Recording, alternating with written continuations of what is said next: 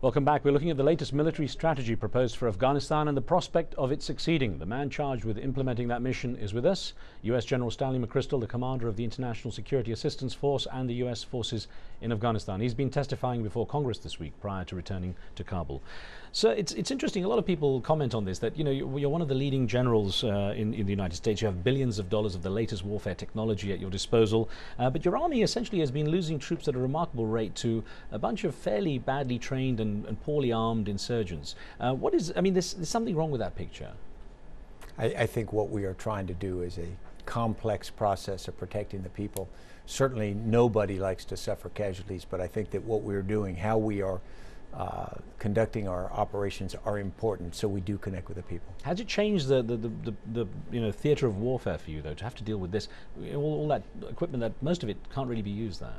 Actually, tremendous amount of the high technology equipment, everything from vehicles that help protect soldiers from improvised explosive devices to things which allow us to do intelligence, surveillance, and reconnaissance better, are tremendously helpful. Without this, we would need many more forces, Afghan and coalition. Well, so I have to get in our viewers who've been standing by patiently with questions. South Africa on the line first, and Samir has been waiting. Samir, thank you. What's your question, please?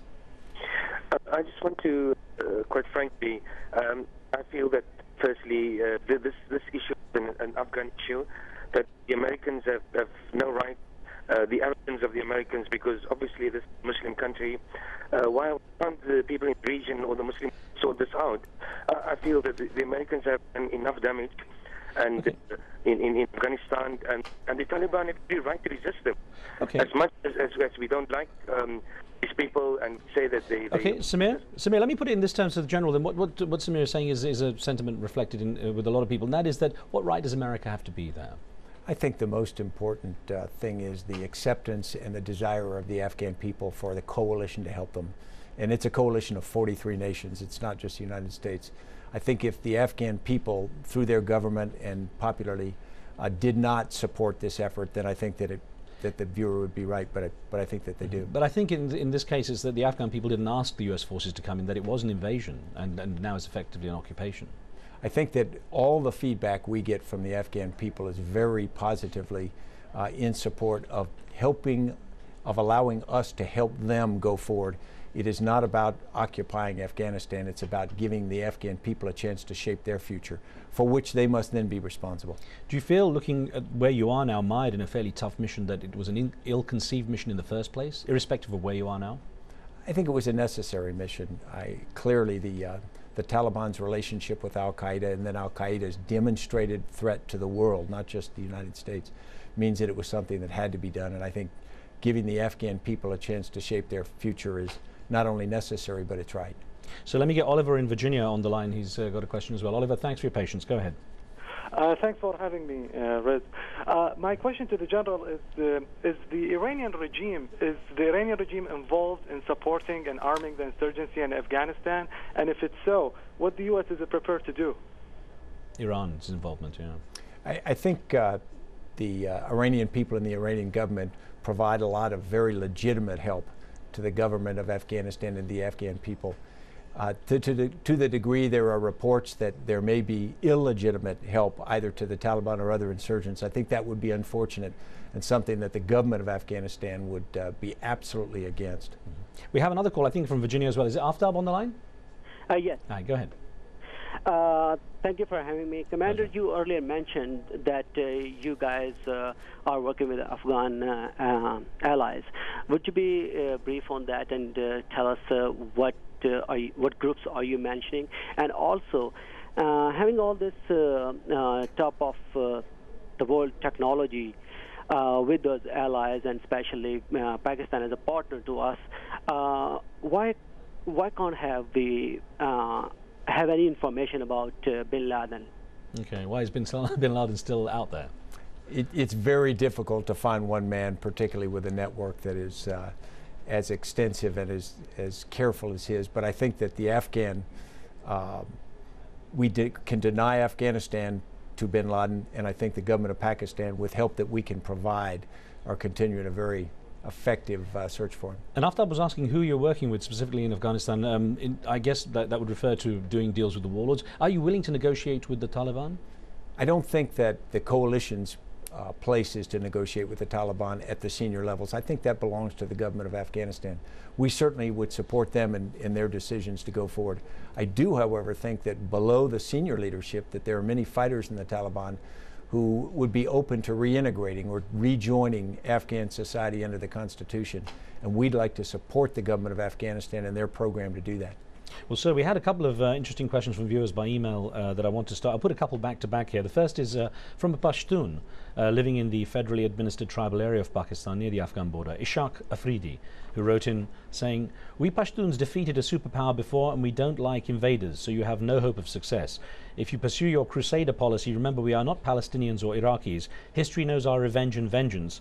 Why not allow a neutral Muslim force to come instead?"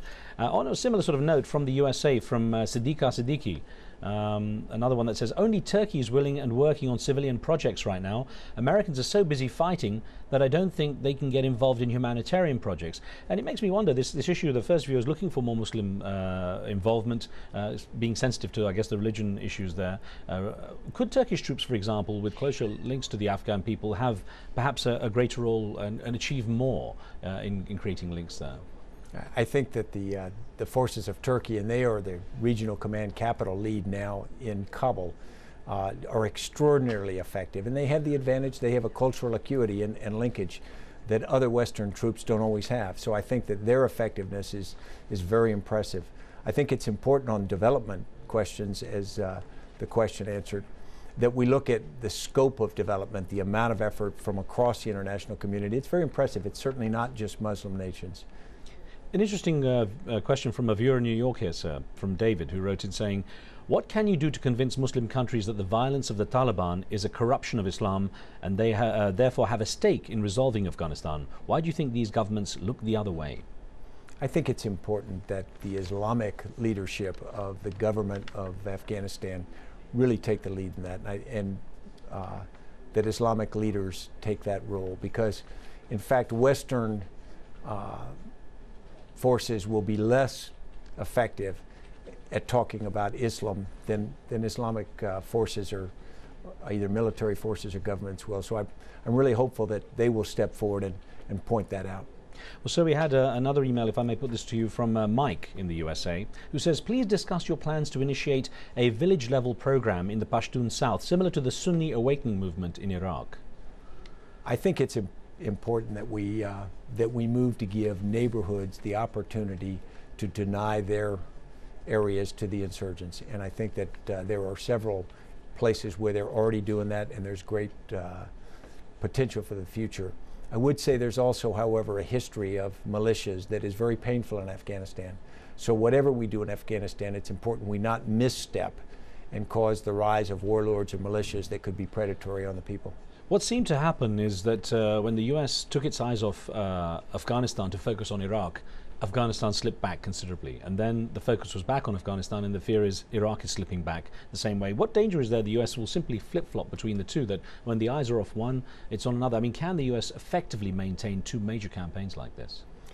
I'd speak for Afghanistan primarily. I think that the focus now is appropriate, and I think it's not just a US focus, it's a government of Afghanistan focus with 43 partner nations, which is a tremendous percentage of the world. So I don't think the focus will be taken off that. How effectively are you managing to keep the American public behind you? I mean, when the body bags start to come back, and they have in great numbers, especially in Afghanistan now, how do you keep the hearts and minds of the US public?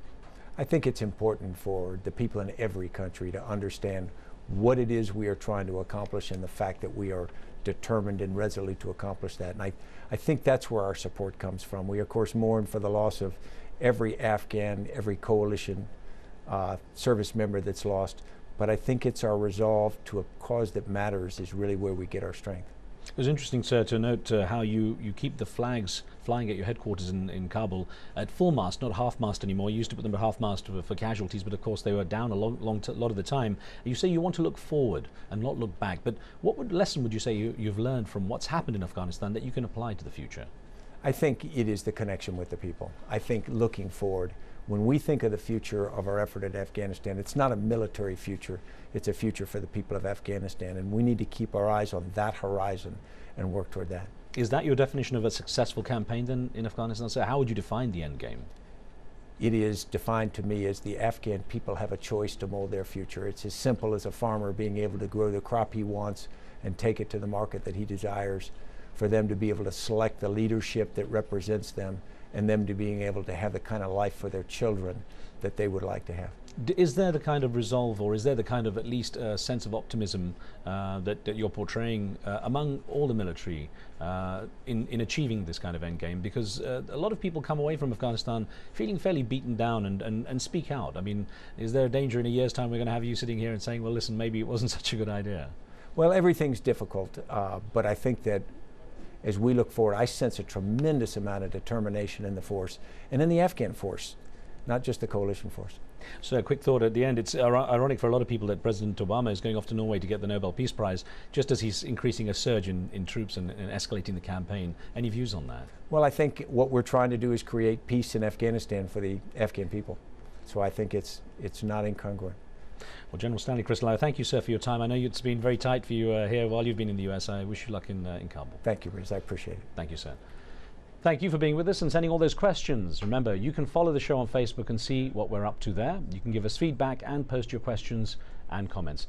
On the next show, the Universal Declaration of Human Rights is more than half a century old, but is it applied equally everywhere?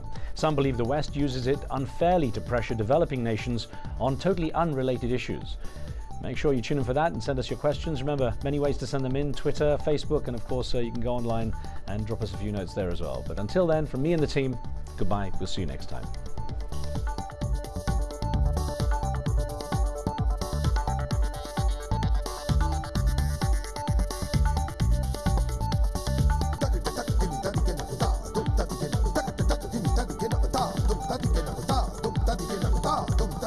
Da